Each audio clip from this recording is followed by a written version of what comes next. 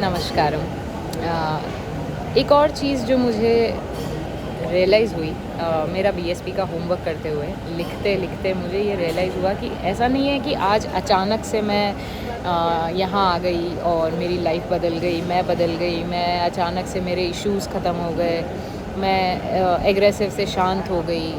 और कुछ भी अचानक नहीं होता है। There is always a process, there is always timeline जो हमें दिखती नहीं है, रियलाइज़ नहीं होती है। बट मैं लिखते लिखते मुझे रियलाइज़ हुआ कि मैं अपने ग्रोथ के रास्ते पर तो बहुत पहले आ गई थी। मैं जब छोटी थी, 9th क्लास में थी, तब मैं रियलाइज़ कर चुकी थी कि मेरे घर वालों ने, फैमिली फ्रेंड्स ने मुझे मार मार के मुझे रियलाइज़ करवाया कि मैं बहुत एग्रेसिव हूँ। And I have my own issues, I had my own issues. तो मैं 9th क्लास में, मुझे थैंकफुली मेरे फैमिली बैकग्राउंड ऐसा था कि वो थोड़ा स्पिरिचुअल प्रोसेसेस और इन चीज़ों से जुड़े हुए थे। तो मेरे भैया ने मुझे ब्रह्म कुमारी से इंट्रोड्यूस करवाया और मुझे वहाँ डलवाया। मेरी फैमिली को लगा कि ये वहाँ जाके थोड़ी शांत हो जाएगी, थोड़े इसके इश्यूज सॉल्व हो जाएंगे। तो वहाँ से जर्नी शुरू हुई। मैं 9th क्लास में ब्रह्म कुमारीज़ गई। उसके बाद मैं माउंट आबू गई, मैंने वो कोर्स किया। मैंने बहुत टाइम शिवानी दीदी को सुना।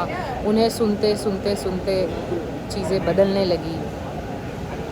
कॉन्फ्लिक्ट्स चालू थे, प्रॉब्लम्स नहीं आ रही थी, मैं बड़ी हो रही थी।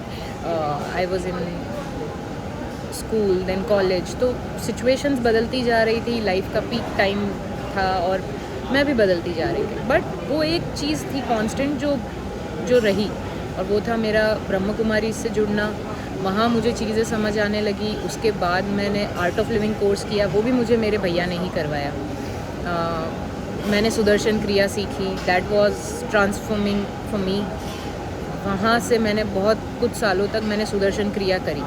बट एज़ यूजुअल जो होता है कि हम कंटिन्यू नहीं कर पाते हैं। तो मैं छोटी थी, यंग थी, तो मैं घूमना फिरना, नई नई चीज़ें हो रही थी, कॉलेज में आ रही थी, तो उन सब चीज़ों में ज़्यादा लग गई थी। तो मैं क्रिया कभी करती थी, कभी नहीं करती थी, कंटिन्यू नहीं कर पाती थी। फिर आर्ट ऑफ लिविंग के बाद उसके बाद मैंने डिसाइड किया कि मुझे इनर इंजीनियरिंग करनी है। सो 2019 में मैंने इनर इंजीनियरिंग करी। उसके बाद थैंकफुली मैंने इनर इंजीनियरिंग करने के बाद मंडला पूरा किया। एक मंडला मैंने कंप्लीट किया, और वो उस मंडला में मेरे अंदर जो चेंजेस हुए वो मेरे फैमिली ने, मेरे फ्रेंड्स ने, सब ने नोटिस की। तो उन्हें लगा कि Shambhavi suits me. Inner engineering ने मुझे जेन्युइनली बदला मुझे ब्रह्म कुमारीज ने भी था, आर्ट ऑफ लिविंग ने भी मुझे बहुत हेल्प किया। And I will not be biased कि मैं अगर अभी ईशा फाउंडेशन में हूँ तो मैं आर्ट ऑफ लिविंग का नाम ना लूँ, क्योंकि I am just sharing my honest journey. So Shambhavi मुझे बहुत ज़्यादा सूट हुई और मेरे अंदर ज़्यादा चेंजेस आने लगे। तो फिर मैंने शाम्भवी का मंडला किया, मैंने उसे थोड़े टाइम कंटिन्यू किया। शाम्भवी मेरा ऑफ एंड ऑन हमेशा चालू रहा। मतलब ऐसा नहीं हुआ कभी कि मैंने बिल्कुल उसे शट डाउन कर दिया। किया भी तो 1-2 महीने किया, फिर वापस से जब सिचुएशंस बहुत बुरी होने लगी तो मैंने वापस से शुरू कर दिया। So like that of and on चीज़ें चलती रही। देन मैं सद्गुरु की वीडियोस देखने लगी, और उसके बाद मैंने ओशो को सुनना स्टार्ट कर दिया। ओशो मुझे पहले समझ नहीं आते थे, बट फिर धीरे धीरे धीरे आने लगे। ड्यूरिंग दिस मेरी लाइफ भी बदल रही थी। मैं बहुत इश्यूज से डील कर रही थी इंटरनल। मुझे हमेशा से एक चीज़ पता थी, थैंकफुली, कि मेरी ज़िंदगी में जो भी हो रहा है उसकी 100% रिस्पॉन्सिबिलिटी मेरी है। And I am the problem, I am the solution. वो एक चीज़ मुझे पता थी। तो I kept on working on myself. I didn't blame the situations. वो भी टाइम था जब मैं लोगों को, सिचुएशंस को, हर चीज़ को ब्लेम करती थी, अपने एग्रेशन, अपने इश्यूज़ को दूसरों पे डाल देती थी। बट देन जर्नी चालू थी। So things kept on growing and changing. And Osho को सुना, बहुत सुना, आज भी सुनती हूँ, और मैं ओशो की फ़िलॉसफी से बहुत ज़्यादा एग्री करती हूँ, और उन्होंने भी मेरी लाइफ में एक बहुत बड़ा रोल प्ले किया। उसके बाद मैंने शाम्भवी कभी नहीं छोड़ी। मैं सद्गुरु को भी सुनती थी, और Shambhavi I continued doing it.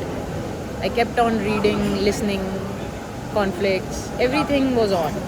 And then finally जब मेरी लाइफ में सब कुछ कोलैप्स हो गया, एवरीथिंग कोलैप्स्ड, दोस्ती, रिश्ते, बिजनेस, करियर, सब कुछ जब कोलैप्स हो गया तो मेरे पास दो रास्ते थे। या तो वहाँ से मैं टोटली डिप्रेशन, ट्रॉमा और ब्लेमिंग पीपल, सिचुएशंस कि मेरे साथ गलत हुआ, बीइंग द विक्टिम बेसिकली, वो हो सकती थी।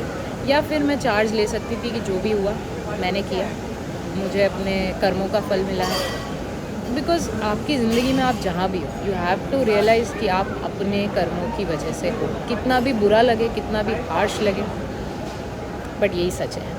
आई टुक द रिस्पॉन्सिबिलिटी एंड मुझे कोई रास्ता नहीं दिख रहा था, मैं यहाँ आ गई। एंड फिर यहाँ आना मेरे लिए और भी ज़्यादा लाइफ चेंजिंग था। एंड सद्गुरु के लिए जो मेरा डिवोशन, जो मेरा प्यार उनके लिए बढ़ा है, वो यहाँ आके 1000 फोल्ड्स हो गया।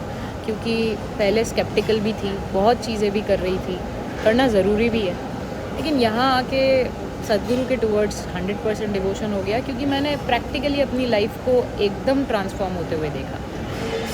So yes, this was my journey and कोई भी चीज़ एक दिन में नहीं होती है। आई होप यहाँ से अब आगे और भी बहुत अच्छा हो, बुरा हो, जैसा भी हो, I keep growing, I keep improving my self and I just keep working on my self. क्योंकि मेरे पास सिर्फ एक ही चीज़ है कि मैं सिर्फ खुद पे काम कर सकती हूँ। किसी और को मैं ना बदल सकती हूँ, ना मैं किसी को ब्लेम करने से तो मैं और अपने हाथ में जो पावर है वो भी खो दूँगी। और यही मैंने सबसे अच्छी चीज़ की कि जब मेरी लाइफ का सबसे वर्स्ट सिचुएशन, तब मैंने वो जिम्मेदारी ले ली कि यहाँ से मुझे अपनी ज़िंदगी खुद ही बदलनी होगी। So I am very thankful for my family, for my friends, for everybody who came in my life, everybody. आपने अच्छा एक्सपीरियंस दिया, बुरा दिया, बट आपने मेरी ज़िंदगी बदल दी और आप सब ने मेरे लिए, मुझे यहाँ लाने में आप सबका रोल है। सो दिल से thank you, thank you, thank you so much.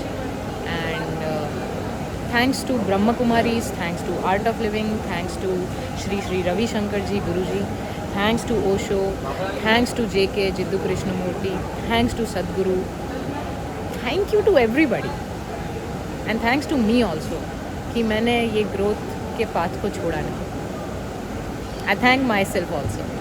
That's it. I will meet you after BSP। नमस्कारम।